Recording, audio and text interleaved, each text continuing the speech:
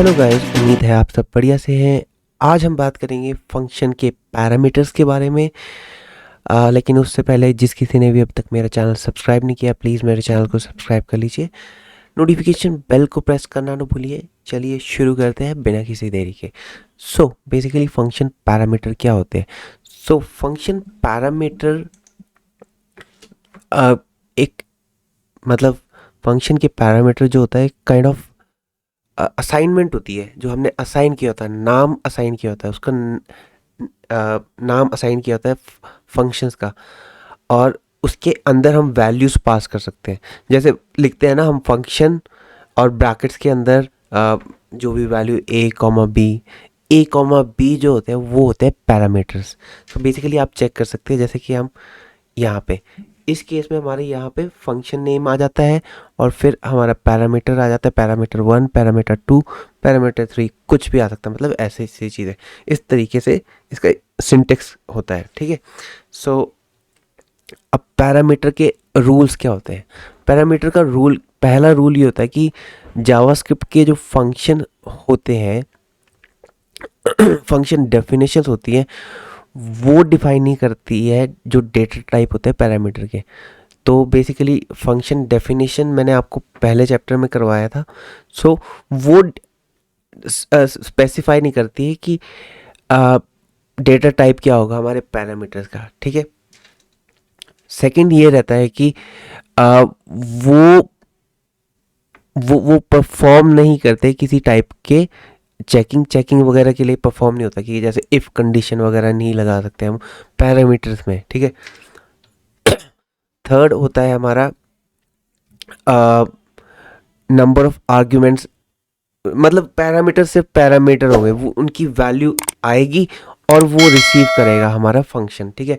Basically उस case में ये चेक भी नहीं करेगा कि ये नंबर ऑफ आर्ग्यूमेंट्स कितने आए हैं। ठीक है। बेसिकली वो चेक भी नहीं करेगा। ठीक है। अब आ जाते हैं हमारे कुछ डिफ़ॉल्ट पैरामीटर्स। डिफ़ॉल्ट पैरामीटर्स क्या होते हैं कि अगर हम एक फंक्शन पास करते हैं, उसके अंदर कोई भी आर्ग्यूमेंट हमने पास नहीं किया, ठीक है, मतलब डिक्लेयर भी नहीं किया। जैसे मान लो फंक्शन है हमारा ए कॉमा बी, और ए कॉमा बी को ना हमने डिक्लेयर नहीं किया है, तो जो जो जो मिसिंग वैल्यू होगी ना, मिसिंग वैल्यू, जैसे मान लो हम एक एग्जांपल लेते हैं, जैसे कि एग्जांपल में ये चीज़ है, जैसे हमारा यहाँ पे x कॉमा वाई लिया, x कॉमा वाई में हमारा जो y की वैल्यू है, मतलब y हमने पास नहीं किया हमने। अब मैं आपको एक करके दिखाता हूँ, जैसे कि फॉर एग्जांपल हमने एक फंक्शन लिया, ठीक है, फंक्शन लिया, उसके अंदर क्या किया हमने, कुछ भी लिख देते हैं, यस, ठीक है, यस, इसमें x कॉमा वाई लिया हमने, ठीक है, x कॉमा वाई लिया, और उस केस में हमने क्या किया, कंडीशन चेक की। अभी ये सारी चीज़ें बाद में करते हैं। तो हमने यस को कॉल किया, और हमने सिर्फ x की वैल्यू डाली, x की वैल्यू डाली 30, तो 30 या फिर 20, सॉरी 20। इस केस में क्या है कि हमारी y की वैल्यू तो अनडिफाइंड रही। ठीक है। तो यहाँ पे यही चीज़ डिपिक्ट की गई है कि हमारी y की वैल्यू इस केस में अनडिफाइंड है। ठीक है। बेसिकली अगर मैं जैसे यहाँ पे करता हूँ check if y double equal to undefined, ठीक है, अनडिफाइंड, तो कंसोल लॉग करवा देगा हमें। ठीक है। मैं कंसोल लॉग करवा रहा हूँ,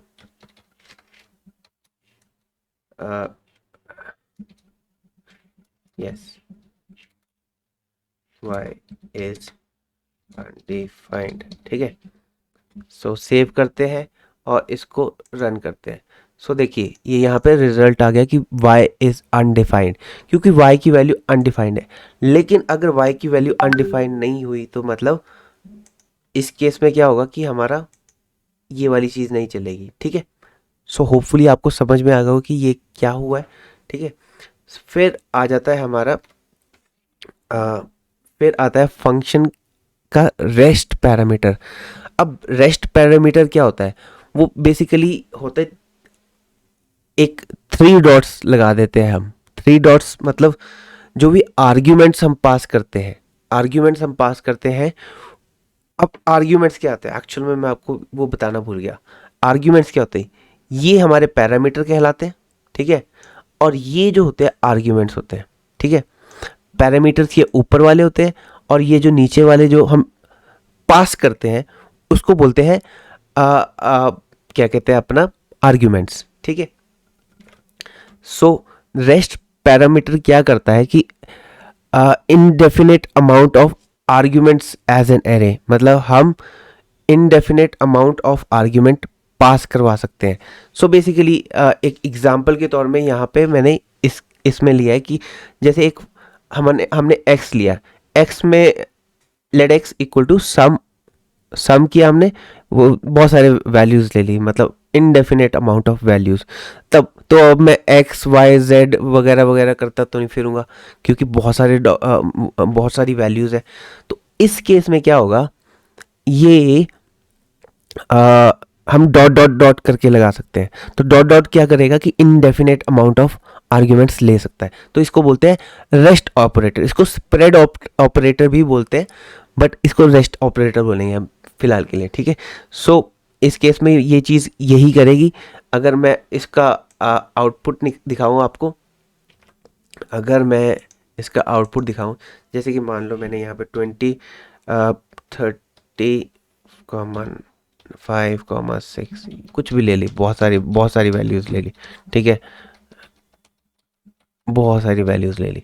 अब मैं यहाँ पे अगर मैं डॉट डॉट डॉट कर देता हूँ तो ये एक स्प्रेड ऑपरेटर बन जाता है।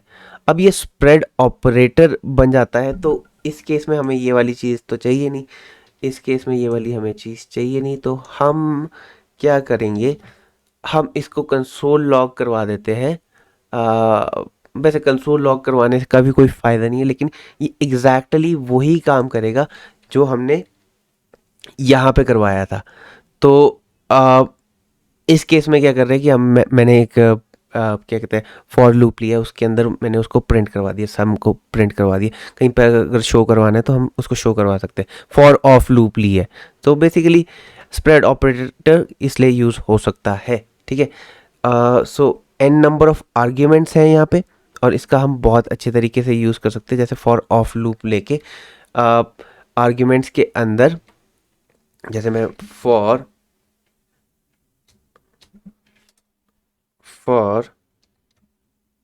ठीक है, अब मैं यहाँ पे जो भी है आर्ग्स ऑफ एक्स, ठीक है, इस केस में आर्ग्यूमेंट्स ऑफ एक्स ले रहे हैं हम।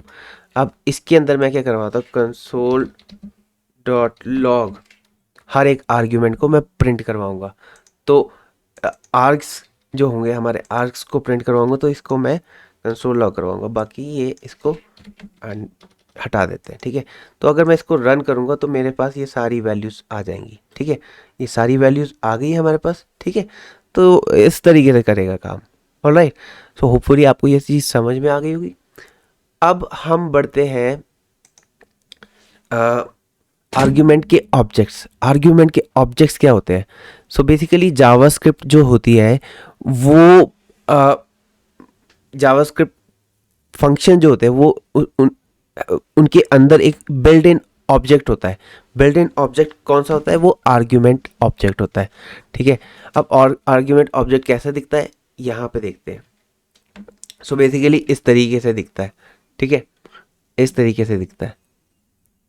सो इसके अंदर हमने आर्ग्यूमेंट्स ले रखे हैं, ठीक है, आर्ग्यूमेंट्स ले रखे हैं, और आर्ग्यूमेंट्स के अंदर हम जो भी वैल्यू यहाँ पे पास कर रहे हैं, मतलब जब फंक्शन को इन्वोक कर रहे हैं हम इस केस में। अब यहाँ पे देखो, यहाँ पे आर्ग्यूमेंट्स लिखा है ना, ये आर्ग्यूमेंट्स ये बिल्ट इन है। इसके अंदर जो भी डेटा होगा वो इसका होगा, ये सारी चीज़ें आर्ग्यूमेंट है। सो बेसिकली ये बोल रहा है कि JavaScript have a built in object called arguments object.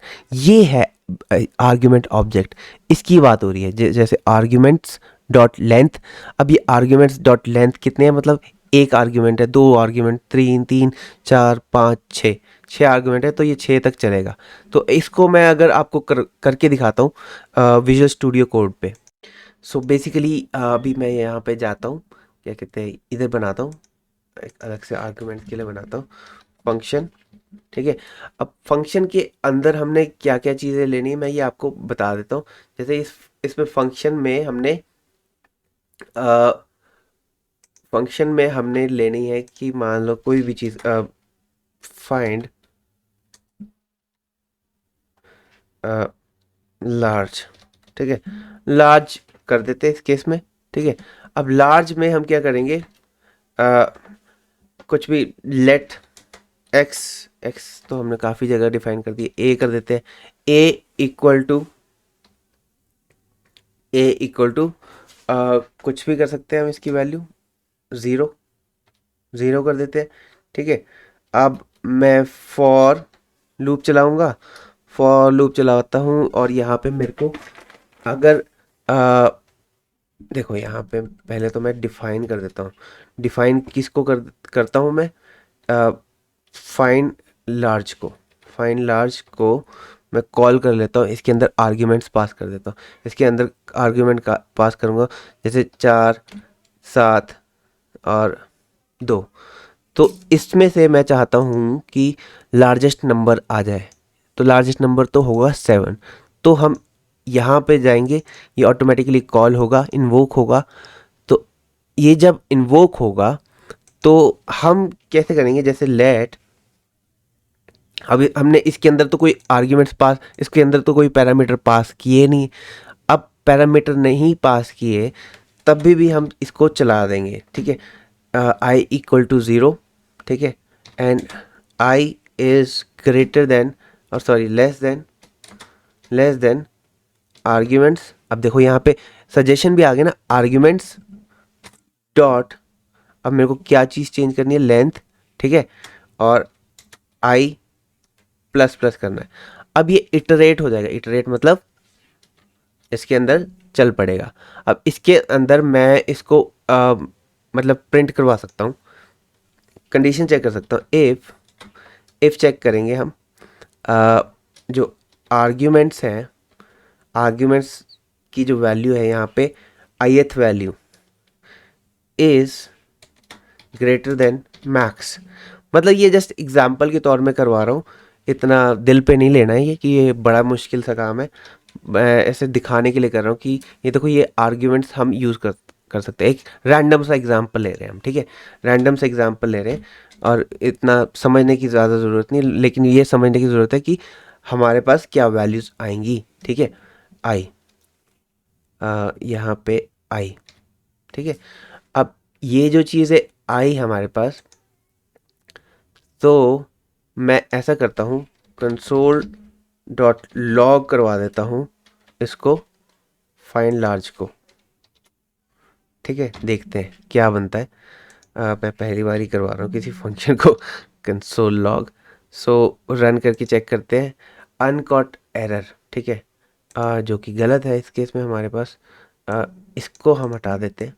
ठीक है, इसको अभी हम फिलहाल के लिए हटा देते हैं ताकि हमें पता लग जाए एरर क्या है। ठीक है, मैक्स इज़ नॉट डिफाइंड। हाँ, एक्चुअली मैक्स नहीं होगा इस केस में। ओके, ठीक है, मैं इसमें मैक्स नहीं लूँगा क्योंकि मैक्सिमम तो वैल्यू है ही नहीं हमारी, यहाँ पे ए होगी वैल्यू। ठीक है, ए। ठीक है, तो अब रन करेंगे तो क्या आएगा, अनडिफाइंड आया इस केस में हमारी वैल्यू। अब अनडिफाइंड क्यों आई ये चेक करते हैं। अनडिफाइंड इसलिए आई क्योंकि हमारा यहाँ पे आर्ग्यूमेंट चेक हुआ। ठीक है, पहला आर्ग्यूमेंट चेक हुआ। ओके, सो इसको अगर हम माइनस इन्फिनिटी लेते हैं, सो माइनस इन्फिनिटी, ठीक है, माइनस इन्फिनिटी लेते हैं तो क्या ये रिजल्ट शो करेगा, अनडिफाइंड शो कर रहा है। मे बी हम इसको रिटर्न करवाते हैं। ठीक है, क्योंकि हमने रिटर्न तो करवाया नहीं ना एक्चुअल में, रिटर्न करवा देते हैं ए। क्योंकि बेसिकली यहाँ पे अगर चलाएंगे तो ये अनडिफाइंड ही आएगा ना, तो रिटर्न ए करवाते हैं क्योंकि हम यहाँ पे कोई रिटर्न नहीं करवा रहे ना, तो रिटर्न करवाते हैं तो हमारा 4 आया जो कि गलत है। 4 नहीं आना चाहिए, एक्चुअल में 7 आना चाहिए। सो बेसिकली अब ओवरऑल देखा जाए तो यहाँ पे थोड़ी सी गलती तो हो गई है कहीं ना कहीं। अब गलती कहाँ पे हुई है ये देखते हैं। माइनस इन्फिनिटी और यहाँ पे ओके, मेरे हिसाब से तो इसको तो हम बाहर लेते हैं, ठीक है, सेव करते हैं और इसको हम कंसोल नहीं, ऐसा करते हैं ना, document dot gate elements bye ID, ठीक है। आईडी क्या है हमारी, यहाँ पे डेमो है, उसके अंदर करते हैं चेक डेमो, ठीक है, के अंदर डॉट इनर, क्योंकि कई बार यहाँ पे शो कर देता है। सेव करते हैं, कंसोल लॉग कुछ भी नहीं करवाएंगे अब हम यहाँ पे, और हम यहाँ पे चेक करते हैं कुछ वैल्यू आई हमारी, नहीं आई, कोई एरर आया जरूर।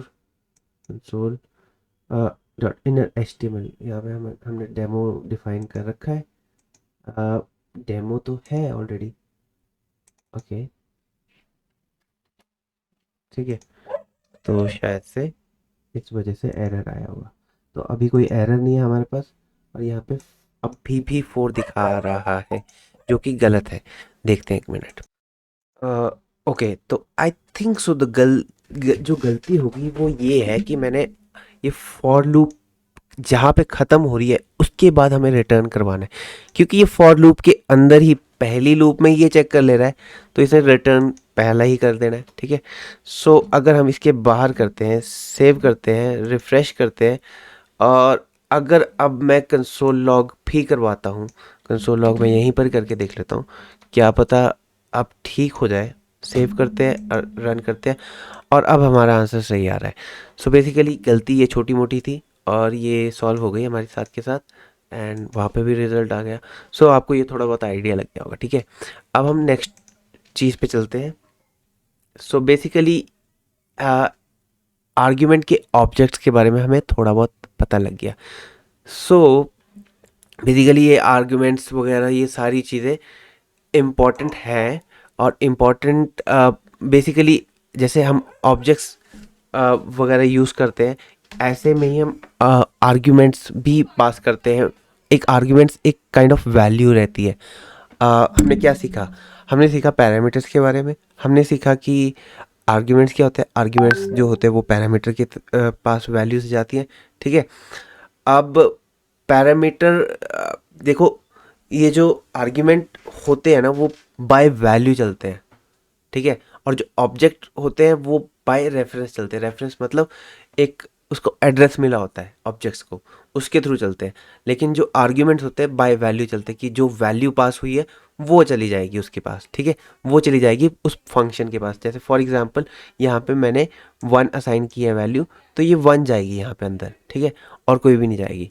So that was it for today, and function के पैरामीटर्स के बारे में आई होप सो मैं आपको समझा पाया होगा थोड़ा ढंग से। इन केस कोई भी डाउट है प्लीज़ मेरे वीडियो को दोबारा से देखिए, ये सारी चीज़ें रिपीट कर लीजिए भले ही, और थोड़ा बहुत अगर आपको कन्फ्यूजन हुआ तो प्लीज़ मेरे को बता दीजिए। Thank you so much guys, and I will see you next time.